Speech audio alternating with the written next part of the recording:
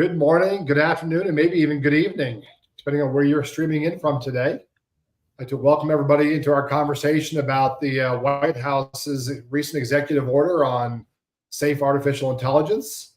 We'll really talk about its implications for managed service providers. I'm Jay Ryerson. I'm VP of Global Security Sales here at ConnectWise, joined by several colleagues. Let's do a quick roundabout. Drew, you want to go first?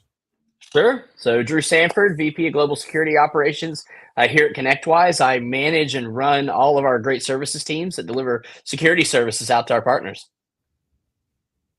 Beggs?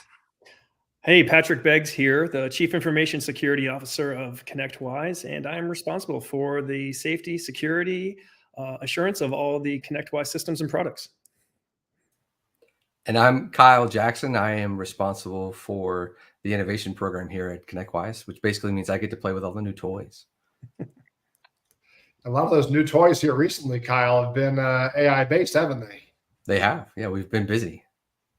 Yeah, a lot of big announcements at IT Nation Connect. And while we're not here to talk about those specifically, I'm sure they may come up in the conversation. So let's dive right into this executive order. I can only think of a few executive orders over the last few years that have come out that had such a direct or could have a direct impact on MSPs. And I really thought that this conversation was timely and that we should be having it. It's not so much about, what ConnectWise is doing to secure our AI as much as, what's the onus on MSPs and TSPs going to look like? And so the executive order came out, I guess, the week before last. We'll be putting a link to it here on the in the chat in case you've not seen it yet. There we go. I see it on the fact sheet. So a lot of key topics in this conversation. And the first one, I guess, we should talk about is the risk management and mitigation topic. And Begg, since you do this for a living, what are you thinking about today when it comes to AI and what they wrote? We might need a whole nother session on that, Jay. That's a good way to kick it off. I mean, I could, as the executive order really talks about, the high level, it says MSPs should establish robust, risk management frameworks to identify, assess, mitigate potential risks. It's very, I know I don't want to use the word generic, right? But have to have obviously a foundation of good security practices in place. It's not necessarily anything unique from how you would protect your organization, right? But there are, as we can probably get into later on here, there's definitely some privacy concerns that we probably should talk a little more in detail about. But at a high level, really, it is the insurance that you have some guardrails, that you have found some sound foundation in place, just like, again, with any other from a product or a SaaS environment, that you have controls in place to be able to stop bad things from happening externally and stop bad things from happening internally. So, it's interesting because the industry has been leveraging AI a lot longer than we give ourselves credit for, right? It's been around forever, but just in the last 6 to 8 months, with all the publicly traded companies trying to use it as a differentiator in their business and their services, is this really coming to the forefront? Kyle, from your perspective, any quick bullet points on helping manage the risk as a solution provider? Yeah, I mean, there's two houses to consider, right? There's the MSP's own internal house with understanding how they're going to leverage AI in their own processes and workflow, and that whole. I mean, that's in and of itself, that's a conversation just there. But then downstream to their end clients and how that is going to work and what implications are in play there. There's some real questions to be asked. So I think for the most part, though, AI is going to be delivered in two functional ways. You're going to get the AI models that we all have come to know and experience, right? There's going to be a bot that I may leverage as an end user or as an MSP. And then there's going to be AI functionality added into a product. So depending on which one we're dealing with and how that aligns to our security practices and our processes, right? There's two different beasts there. So it really is going to be a little bit of a two-front process for most MSPs. Yeah. So Drew, you and I both came from the MSP space, right? Having owned our own MSPs. What's your point of view on this? Well, I think the first thing when we really start looking at it is, as we back up and talk about security before we even talk about AI, right? We've been, Jay, you and I have been talking to MSPs now for years about the fact of putting a good baseline in on your controls and your security controls and all those pieces.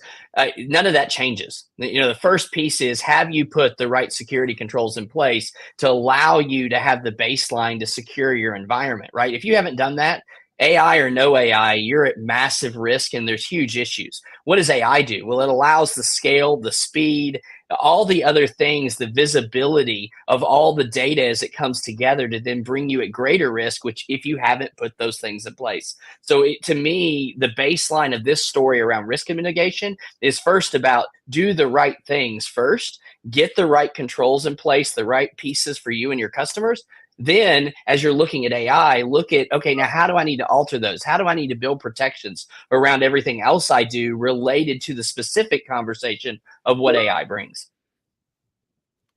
Yeah, and of course, there's a lot of areas here where we could spend hours or days on by itself, right? But we're trying to kind of quick hit what's in the executive order. So, Drew, I couldn't agree with you more. We've got a responsibility ourselves, and how are we going to solve this? The next key bullet point in the executive order is the transparency and explainability. When I think about transparency, that brings all kinds of challenges in, because the transparency opens you up to privacy questions, opens you up to risk and how you're deploying and using the technology, and yet we have to be governed at this point with an executive order, which is not legislation yet, but it's just the first step towards it. So if I think about transparency and explainability, I think MSPs should strive to ensure transparency in their AI decision-making process.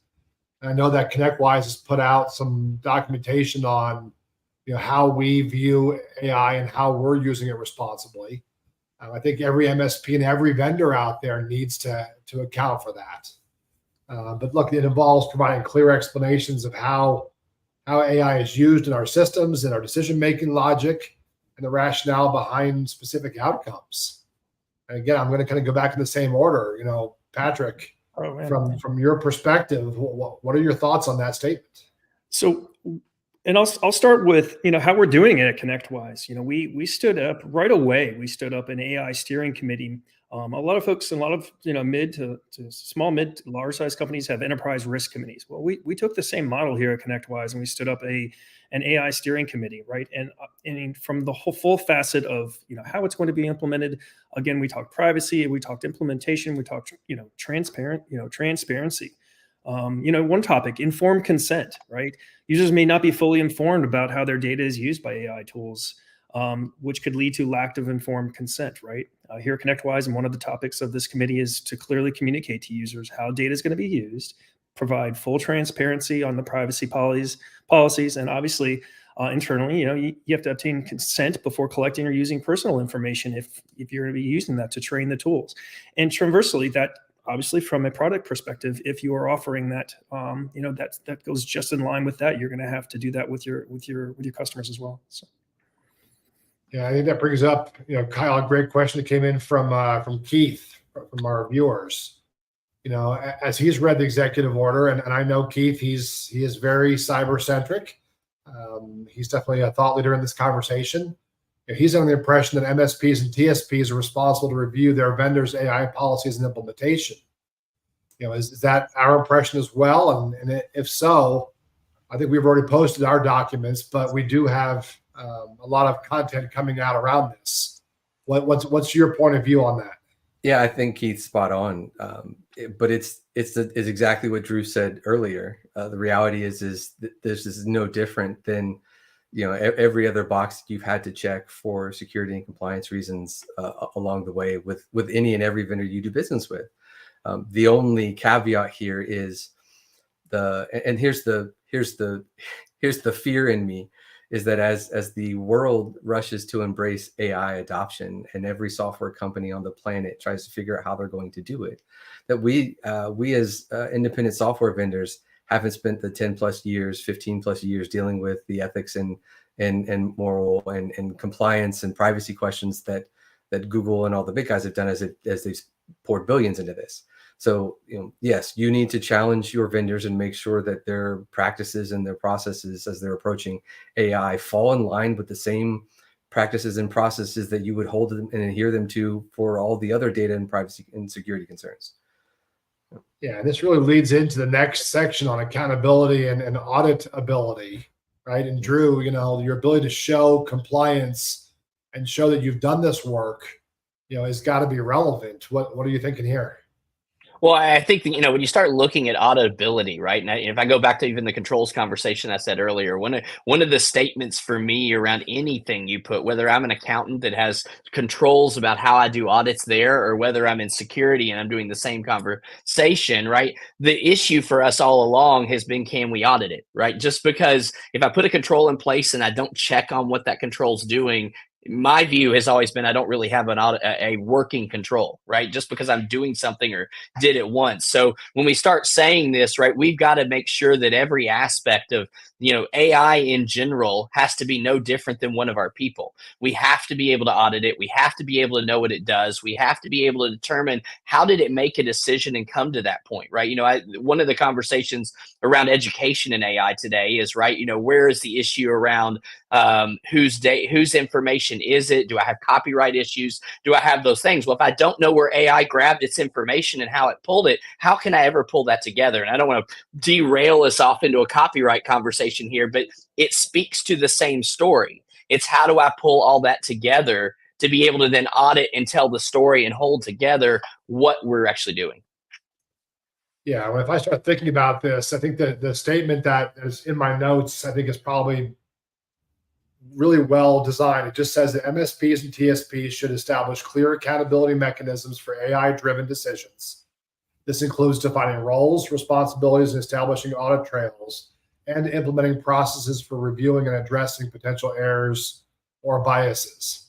I think, Patrick, that's exactly what you were kind of alluding to, right? And it kind of heads towards that whole privacy conversation, privacy if we're in the US and elsewhere. In Australia and elsewhere.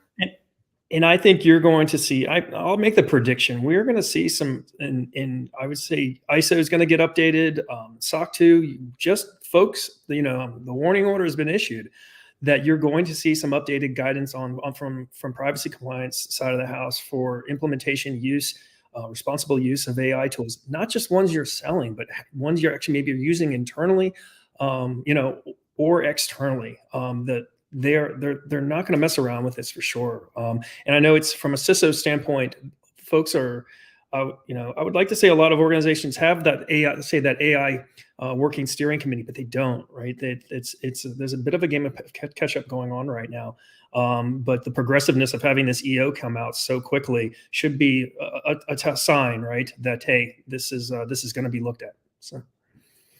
Yeah, and if I start thinking about this, Kyle, there are so many rabbit holes you can go down when it comes to the privacy and security. What are some of the things that you've had to consider in your point of view? Yeah, first and foremost, like the pinnacle question is the model that I'm plugging into in some way, shape, or form a learning model? Is it a model that's taking the feedback or the questions and the engagement from my side, or the data from that it's leveraging from a learning perspective? Is that information being used to go back and train some for general purposes the general public?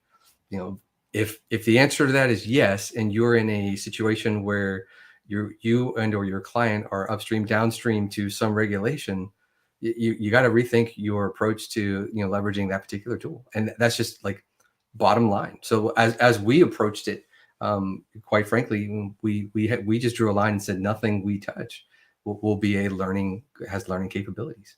Even as colleagues inside the company, we aren't using AI chat capabilities that are tied to generally available learning technology. I wish the world would take this approach for third-party marketing as well, Kyle, right? But I digress a little bit there. So. Well, but I will say, to that point, right? If I guess my role in this is to keep coming back to, what we've always said, right? From a supply chain management standpoint, if anybody bought a piece of software and then we're told by that company that, hey, we'll take your list of customers you're keeping in the software and we're going to use that to market to, what would your response have been? Well, your response would have been, well, heck no, I'm not going there, right? But that's what we're talking about here as people are putting into generative AI, right? And they're starting to go into these generalized models and use them to train. They're opening up the door for that, right? Now, whether or not, I mean, there's efficacy, there's lots of conversations there, but really when you start looking at how do I protect mine and my customers' data, you've got to take that same view to it. And so I'll jump on that a little bit. We talk about third-party risk all the time, Drew, you and I, and internally, it's a very important effort that we run. So on the third-party risk for AI, we could go down a rabbit hole on this for hours, right? What are you connected to, right? And what is their is there a downstream liability for what they're doing with AI? So. Yeah, talk about rabbit holes. Just start thinking about how data flows for an MSP or TSP today, right? Where they've got cloud-based apps, they've got storage, in other places, they've got backups going somewhere else. And now that we know everybody's using some flavor of AI in their daily routines, how are we inspecting that on the vendor side? So third-party risk has been a problem with cyber for as long as I can remember, but this just adds a whole new level of expertise that's going to be necessary. And of course, the comments are coming in now. It's really interesting. Brad, I think you're right in aligned to this, but I think this is just the first step of many that are going to be required, for MSPs to do more work and become more responsible. It's raising the bar to be an MSP is what it's starting to do.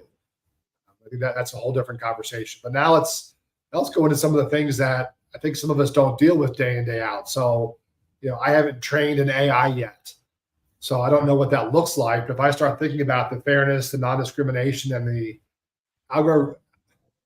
algorithmic bias mitigation, that was not easy for me to say. There's a lot going on here that I know, Kyle, you've been talking about recently. So why don't you go ahead and take the lead?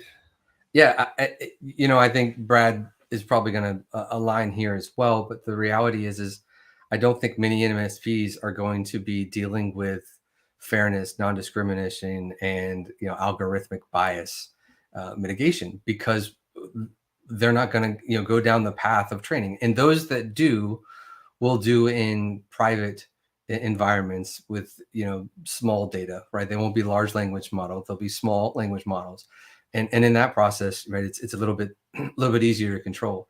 But that being said, we don't have a real say in how it's built and what's being done. We as consumers have a voice to bring the issues more relevant and more to the forefront of how we would prefer these things not to have bias, obviously.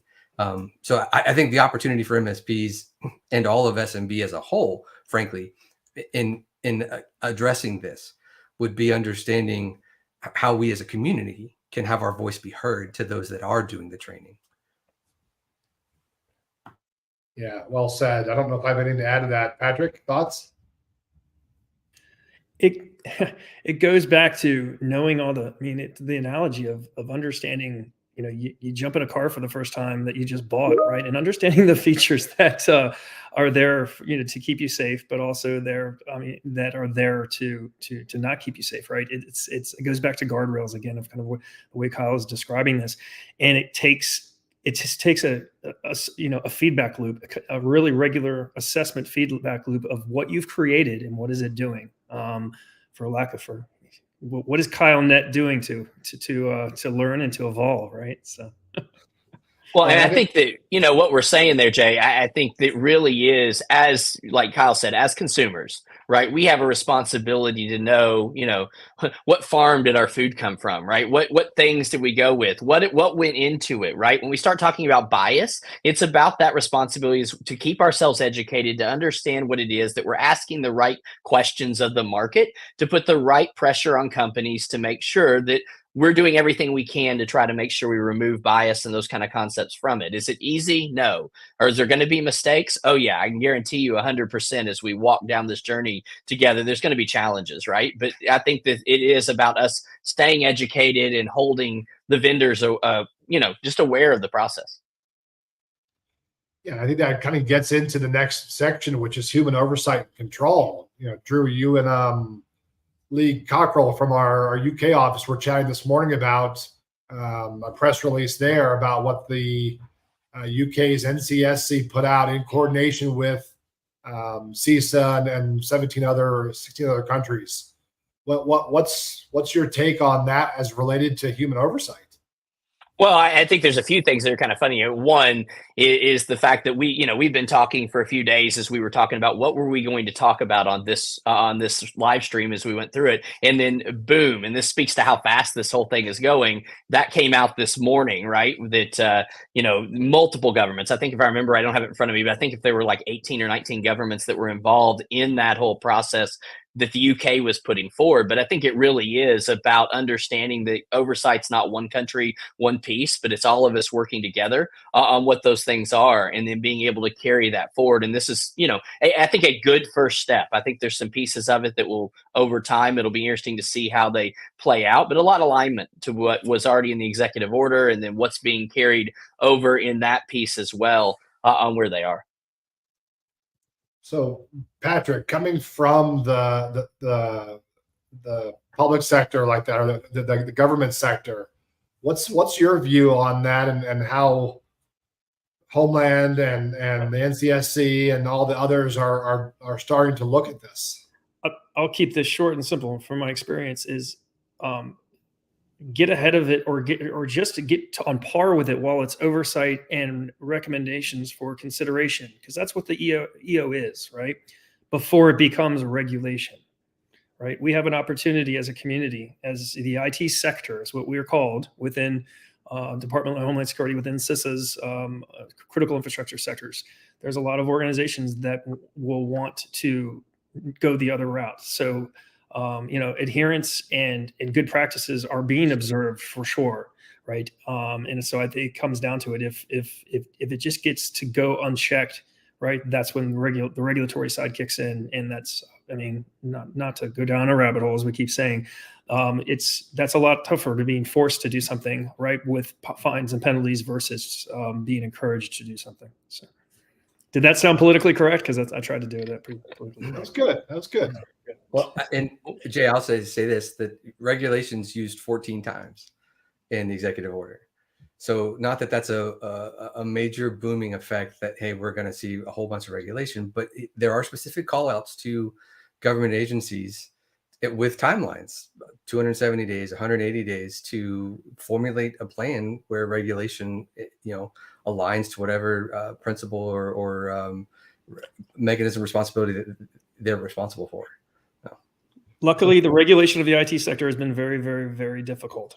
So there's some powers to play. But the fact, Kyle's point, the fact that they have that in there was that was an eye opener for a lot of folks, because that's not been called out very often. So Kyle, did you just use ChatGPT to review the document and come up with a 14 count? To be fair, yes, but no. A simple Control F will give me that too. You were focused there for a moment. I couldn't quite tell what you were engaging with. So, look, at the end of the day, I think MSPs should proactively engage with stakeholders, including their customers, employees, and regulatory bodies, which as an industry we've not been good at. We've kind of leaned on CompTIA as a go-to spokesperson for all things technology to work with the regulatory bodies, but we need to have a voice to ultimately foster the understanding and trust in their AI practices. It's going to be interesting that it's moving so fast. Think about talk about public accountability and the sweeping changes at OpenAI last week. With their staff, how fast the public engaged to watch what was going on and pay attention, because the impact there is substantial. So, look, the next thing is something that I think MSPs and TSPs know really well, which is, continuous monitoring and improvement. we have to have a way to monitor this. And Drew, I'm going to start with you since you own the monitoring for our security operations center globally. How are you and the team thinking about this? Well, I think for us, when we start talking about security and those pieces, right, it's about continually keeping our eye on, threat actors, what's going on, what's the pace of change, where are those? I mean, determining which attacks came from AI and which ones don't, that's a whole nother layer of, a soup to dig into, right? But the truth is, it's still an attack. Right. So it's about, again, building the right controls, understanding what's happening, making sure we have the right oversight, and understanding, though, that the pace of the attack will change. Today we may look at something and it may take 10, 15, 20 minutes for once an attacker moves into a network to be able to leak to another machine. Well, with AI involved in things, that may become seconds. Right. So understanding, first of all, the right kind of controls around zero trust and things like that we can do to limit risk. Right. So that we're not just wide opening and hoping we see it, but then having the right detections in place and the right automated responses where we can to be able to block, change things at the pace of the attack to be able to really move. That's a whole, again, we keep jumping and talking about, we can dig way down in this conversation, but, I just peeled back one layer on that one, but we can go a long way into that discussion. But I'll jump on that. And internally, security awareness and training, the continuous conversation about the ethical use of AI internally, and this applies to MSPs and their employees, right? And educating on them what they can share, say in ChatGPT. Do you want your company's, sensitive documentation uploaded to ChatGPT for uncontrolled access, right? It is really really locking and mitigating what is being shared, internally, because the last thing you want is that being used against you at some point, right? But to your point, Drew, from the adversary side of the house, I think we're only scratching the surface right now. We are already seeing much more mature phishing emails. They over-rotated from really poor formatting in English to almost amazingly perfect, right? On the phishing formatting sides, which is, oftentimes on the business email compromise, the entry point. So, yeah, it's interesting you mentioned that, Patrick, because in our IT Nation Evolve sessions a few weeks ago, Kyle came in and did a presentation for one of the groups I'm a facilitator on, and I'm in a room of private equity backed service providers that are have got the budgets and the resources and with their CISOs, and Kyle used me as his victim, right? And was able to show a few things that with a little bit of planning, he probably could have gotten me to click on something, and he was close, just didn't know it. Thank goodness I didn't fall victim to anything that he did that he's admitted to. But I'm not permitted to actually fish you, Jay, so I didn't actually try. I take pride on my ConnectWise users on not clicking, Jay, so I know you wouldn't have done that. So. I am afraid of everything these days, right? So at the end of the day, these are things we all have to deal with, and there's so much more we could do in this conversation. I do want to backtrack a little bit, going back to the public accountability and stakeholder engagement. I forgot, and Jessica, who's running the consoles behind the screens, reminded us that ConnectWise does have sponsorships with CompTIA. And so she posted the information and the codes so that anyone that's listening in today who's not a member of CompTIA can join and get it 1 year free. It's a full access membership, so you get everything to the ISAO as well as all their trainings and the things that they're doing on a regular basis. So we are big advocates of what CompTIA has done in the community, and we think that AI is a place where they're going to have to really step in to help all of us, make good decisions. But look, I really like these things. It's interesting though, from my perspective, because having been a service provider and having a technical background, as fast as this is moving, we've got a lot to do to keep up with it. And I started thinking about, our partners that are building their own security operations center, and are they allocating resources to keep up with the advances of AI and how they're being used, both, positively and negatively. And it's tough. I mean, Drew, your team's getting bigger. Beggs, your team's getting bigger. Focus on these kinds of things. But What's your guys' perspective? And I'll get on my soapbox, as I've always said this, is the automation and I know Drew and you and I are lockstep with this. As much as you can automate on the security operations side, right, to free up those resources to do what I call more smarter things, right? Is it's that's a conversation we were having 5-7 years ago with machine learning in the SIEM environment, in the tooling environment, right? But also, okay, what's the next level of where can I find more enhanced and leverage AI from an automation standpoint, right, to make us bigger, faster, stronger, and more secure? I mean, so I'm continuously looking at where we can leverage it internally. But also understanding what the risks are involved with doing that too. So keeping the guardrails up again. So. No, 100%. Because I mean, it really is. Automation is a tool to present the right information to the right place at the right time, right? So it's about bringing that forward, and it is us really looking at how can we, as MSPs, as me running a global SOC, right? All of that, right? Being able to make sure that we're able to present the right data to the right person at the right time to have the impact we want. That to me, that's the good side of this. We're all talking about the risk of AI. The good side of this, right? As we use machine learning, as we use automation, as we use AI, it's again about keeping that in sight. What does providing the greatest service? What does providing the greatest opportunity look like? And then how do we use these tools, the things as they grow, to be able to serve our customers better, to be able to really drive change into an industry? There's a silver lining to this conversation, but we have to make sure that we understand the risks and that we're walking through with our eyes open, not our eyes closed and just taking what's handed to us. Yeah, I couldn't have said that any better. So we've been talking about the executive order, and I know that we had considered including things that ConnectWise is doing, around AI, but that's a whole nother session I think that we should host. So if everybody's okay with that, we'll hold that for another week or two, and we'll come back and put that out there. Keith, who's I know listening in, that certainly speaks to what you're asking about. What are your key suppliers doing when it comes to responsibly using AI and being transparent and being just responsible in general. So we'll say that for a separate session. Look, as we are seeing, the government's moving fast. They're seeing risk. They know what it means to them. I think that we all, as providers, ConnectWise to our TSPs, and of course our partners out to their clients, have a responsibility here when it comes to doing the right thing. Add to that, I think, there you go. There's the NIST risk management framework, is coming out for AI as well, or has come out. So it's coming at us from every direction. I think opening up this conversation and keeping the conversation going is going to be very important for us. So as we wrap up, let's close with recommendations, things that you're thinking about that partners should consider when it comes to AI. Kyle, you want to go first? Yeah, let's jump into what you just mentioned.